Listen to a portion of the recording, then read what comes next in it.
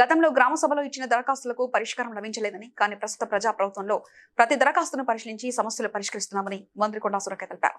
Greater Warangal municipal corporation 12వ division షాదీఖానాలో నిర్వహించిన ప్రజాపాలన ప్రగతి ప్రణాళిక 99 రోజుల యాక్షన్ ప్లాన్ ముగింపు సమావేశంలో ఆమె పాల్గొన్నారు.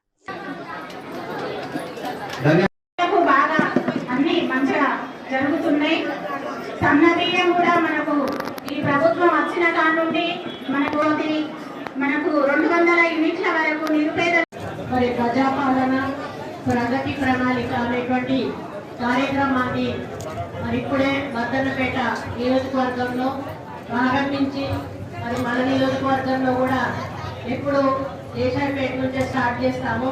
మరి ఇక్కడ నుంచే 12వ డివిజన్లో స్టార్ట్ చేస్తూ ఈ కార్యక్రమానికి అధ్యక్షత వహించినటువంటి మరి గతంలో మనం గ్రామ సభను చూసాము. గ్రామ కార్యక్రమాలు మనకు ఇవ్వడం జరిగింది. తెలంగాణ మరి రాష్ట్రం వచ్చిన తర్వాత 10 సంవత్సరాలు ఉన్నటువంటి ప్రభుత్వము ప్రజలము మరి నెలకు కరెంటు ఛార్జీలు కట్టాలంటే భయపడేటువంటి పరిస్థితి ఉంటే ఈరోజు 200 యూనిట్ల విద్యుత్ మాకు ఫ్రీగా ఇస్తా ఉన్నారు.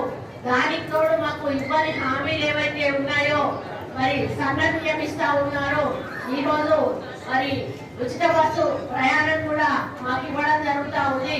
ఈ విధంగా ఎన్నో సంక్షేమ కార్యక్రమాలు అభివృద్ధి కార్యక్రమాలు చేసుకుంటూ మమ్మల్ని మరి ప్రగతి పథం వైపు నడిపిస్తా ఉన్నారు.